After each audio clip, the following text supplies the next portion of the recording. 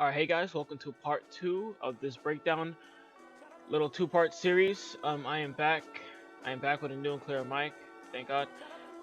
And so we're gonna get right into it. We're gonna start with heights. And one thing I want to point out is that we didn't get too much from the trailer as far as weight, but if you look on the top here of the menu, let's see, on the fifth one from the left, it says weight. So I'm guessing if you change the weight, you can possibly change the body types, as we seen in like 2K13 and 2K11, when you can make, fat guys, somewhat skinny guys. I hope that's true, because I remember back in 2K11 and 2K13, I would make like fat point guards, or everyone used to make like a replica Shaqs. So I hope you can do that. Alright, so let's get into the height here. Alright, so the shortest height they gave us so far on the trailer is 6'3". I'm not sure if you're going to be able to make someone as small as 5'7" again. Possibly.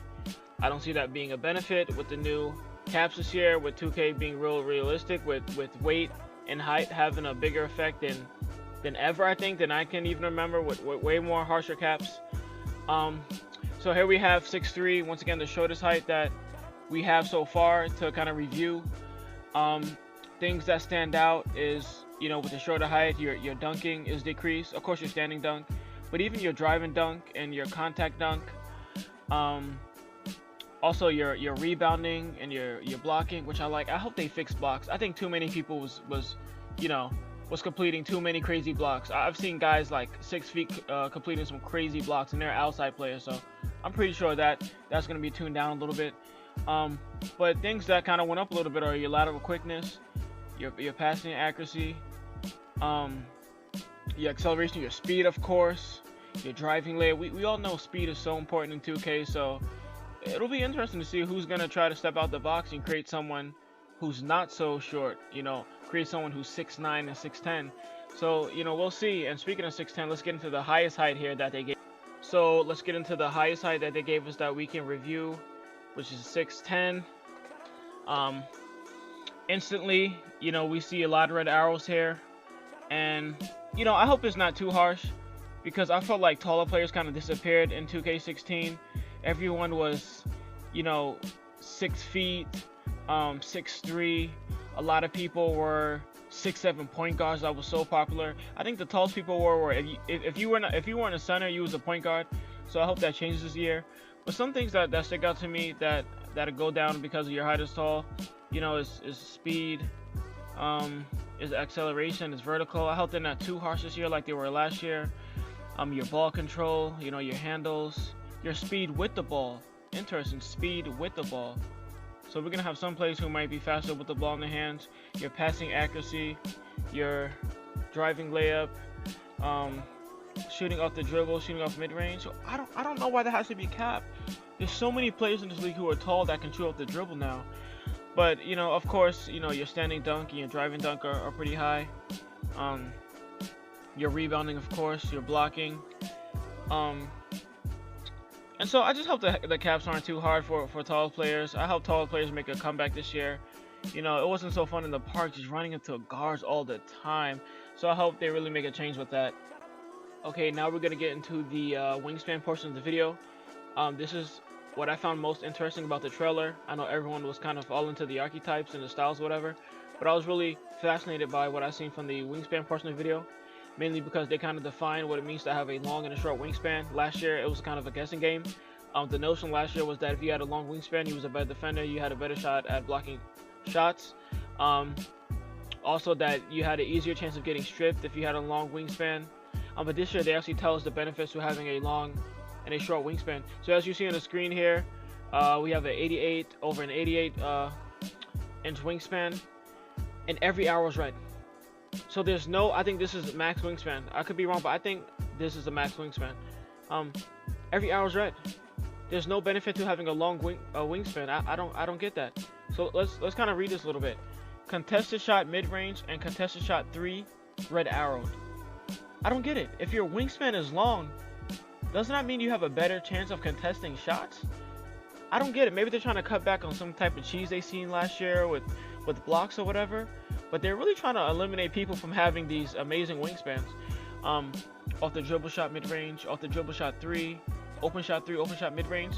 So your shooting takes a hit from having a longer mid-range. Interesting. Some of the best players have a long wingspan. I mean, you talk about, you know, guys like Kevin Durant and guys like Karl Anthony Towns and Porzingis who have touch with a long wingspan. But you actually, this has to be a video game thing to me, because I don't see that this makes sense. But let's take a look at the shortest wingspan that I think you can have, at least what they gave us. All right, so we have the shortest wingspan you can have, 80.2-inch wingspan. Every arrow is not red compared to the highest wingspan you can have. And here's what's really interesting to me. Your contested shot for mid-range and 3-point is up. With a shorter wingspan, you have shorter arms, but your contested shot will be better than someone with a taller wingspan. Your strength is also higher. I guess that kind of, you know, a lot of people with a lot of with long wingspans, you know, they're kind of known for not being too strong. They're kind of known for being kind of slim and skinny, i.e. Kevin Durant, and damn, I can't remember his name, but the, you know, the rookie on the Lakers. But it looks like with a shorter wingspan, you're gonna be a better shooter. So if you make like a 6'3" sharp shooting point guard, you're gonna want to have the shortest wingspan. You might be sniping. You might have like a 95, 98 3. That is not confirmed. That is just a guess. So don't get too hyped. But shorter wingspan is it this year. Last year, everyone had max wingspan because there was no benefits to having a shorter wingspan. But this year, having a short wingspan, I mean, you are gonna be a shooter, especially if you're, you know, you're a shorter player and you're a sharpshooter. All right, this is something I didn't talk about yesterday. I want to get down and get into lockdown defender, on why I think it's going to be important, and why I think it's already being underrated. I already watched some of these YouTube videos and people saying no one's going to be lockdown defender, it's useless, no one's going to pick it. You know, I beg to differ. I think lockdown defender will have a huge role, maybe not in my career, maybe not in the park, but as far as pro-am and esports, which is the direction 2K is going in, and you know, this is an RPG type of game that we're headed towards with this my player stuff with the pro-am, and I think lockdown defender is going to be crucial for those good pro-am teams. You know, we've seen in the road to the finals, you know, some teams had that one-star player, or they had that two-man punch of players who were going off, and if you can have a lockdown defender in your team, you know, someone to be able to, you know, shut those guys down, you know, this can go a long way for you. Let's take a look at some of the badges here. Defensive stopper. I'm not sure if any other build is going to be able to have the defensive stopper badge. I'm pretty sure this is like lockdown defender from last year. It probably neutralizes all badges. Meaning this is going to be crucial to stop all that dead eye, to stop all that shot creator stuff, the tough shot maker. I'm pretty sure this stops it, and once again, not confirmed, all speculation. But, you know, this is someone that's going to be crucial, in my opinion, in the pro-am tournaments and in esports and everything, to really stop those good teams who have that one player who is just getting to the basket. I forgot what team it was in the road to the finals, some purple team. I think it was Team Witness. They had that one kid who was just ISOing the whole game, and they won like 3 playoff games, I think. The kid was just ISOing the whole game, and no one could really stop it. But if they had locked on the defender, that would have probably stopped those post-spin moves and those crossovers and everything. And those games could have been different. They didn't win the tournament, but maybe they would have got eliminated earlier because they ran the offense to one player. So I think guys need to give this, you know, a shot. It's the only player that can have a max out defense. His agility is max. I can see lockdown defender being someone, you know, to get a shot block and then run in transition and finish on fast breaks. That's where you can probably get your points here on lockdown defender. So I think lockdown defender, it'll have its place. It'll have its place, trust me. All right, so a little my career news here. You remember last year when we got that tweet that there's going to be colleges in my career. So they took out 6 colleges. Well, I don't know. It looked like they took out 6 colleges. They took out, it looked like to be Wisconsin, Villanova, Texas, Michigan, Kansas, and UCLA. But we got some pretty new cool schools. We got Wake Forest, we got Michigan State. That's probably where I'll be attending in my career. We got Georgia Tech. We got Oklahoma Sooners, Oklahoma University, and we have the University of Illinois. So we got some pretty new cool schools here.